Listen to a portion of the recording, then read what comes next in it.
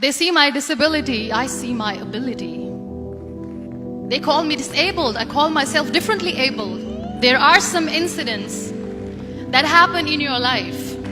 Those incidents break you, deform you, but they mold you into the best version of you. And the same thing happened to me. I was 18 years old when I got married. My father wanted me to get married. And all I said was, if that makes you happy, I'll say yes. And of course, it was never a happy marriage. Just about after 2 years of getting married, I met a car accident. Somehow my husband fell asleep and the car fell in the ditch. He managed to jump out, saved himself. I'm happy for him. But I stayed inside the car and I sustained a lot of injuries. The list is a bit long, don't get scared. The wrist was fractured. Shoulder bone and collarbone were fractured. My whole rib cage got fractured. And because of the rib cage injury, lungs and liver were badly injured. I couldn't breathe. I lost urinary bowel control. That's why I have to wear the bag wherever I go. 3 vertebrae of my backbone were completely crushed, and I got paralyzed for the rest of my life. I finally ended up in a hospital where I stayed for 2.5 months. I underwent multiple surgeries. One day, doctor came to me and he said, well, I heard that you wanted to be an artist, but you ended up being a housewife. I have a bad news for you. You won't be able to paint again because your wrist and your arm are so deformed, you won't be able to hold a pen again. Next day, doctor came to me and said, your spine injury is so bad, you won't be able to walk again. Because of your spine injury and the fixation that you have in your back, you won't be able to give birth to a child again. That day, I was devastated. I asked my mother, why me? And that is where I started to question my existence. Why am I even alive? And that is where I realized that the words have the power to heal the soul. My mother said to me, this too shall pass. God has a greater plan for you. I don't know what it is, but He surely has. And in all that distress and grief, somehow or the other, those words were so magical that they kept me going. One day I asked my brothers, I know I have a deformed hand, but I'm tired of looking at these white walls in the hospital and wearing these white scrubs. I'm getting tired of this. I want to add more colors to my life. I want to do something. Bring me some colors, bring me some small canvas. I want to paint. So the very first painting I made was on my deathbed, where I painted for the very first time. It was not just an art piece or just my passion. It was my therapy.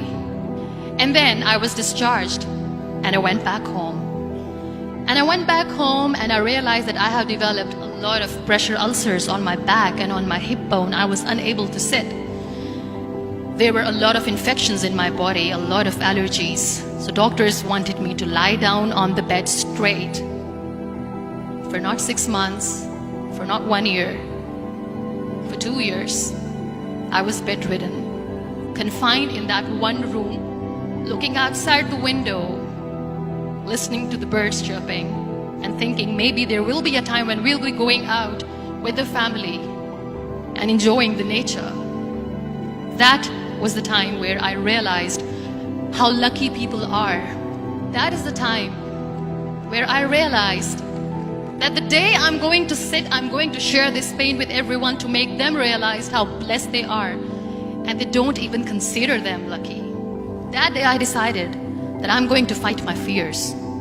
We all have fears. Fear of unknown, fear of losing people, fear of losing health, money. We want to excel in career, we want to become famous, we want to get money. We are scared all the time. So I wrote down one by one all those fears. And I decided that I'm going to overcome these fears one at a time. You know what was my biggest fear? Divorce. I was trying to cling on to this person who didn't want me anymore, but I said no. I have to make it work. But the day I decided that this is nothing but my fear, I liberated myself by setting him free. And I made myself emotionally so strong that the day I got the news that he's getting married, I sent him a text that I'm so happy for you and I wish you all the best. And he knows that I pray for him today. Number 2 was, I won't be able to be a mother again.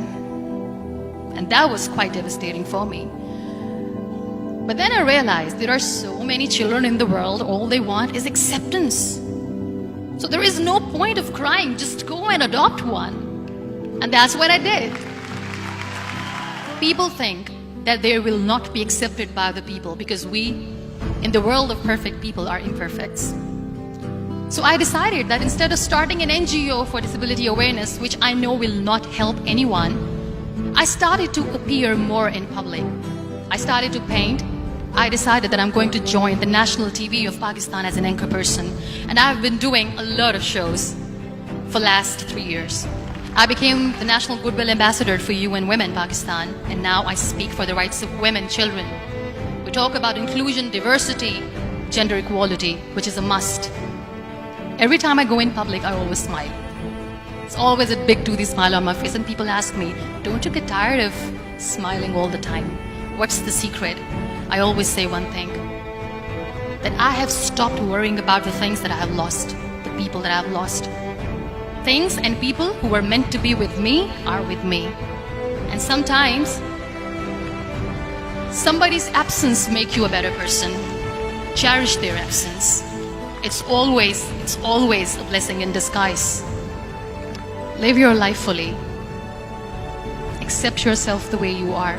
Be kind to yourself. Be kind to yourself. I'll repeat, be kind to yourself, and only then you can be kind to others.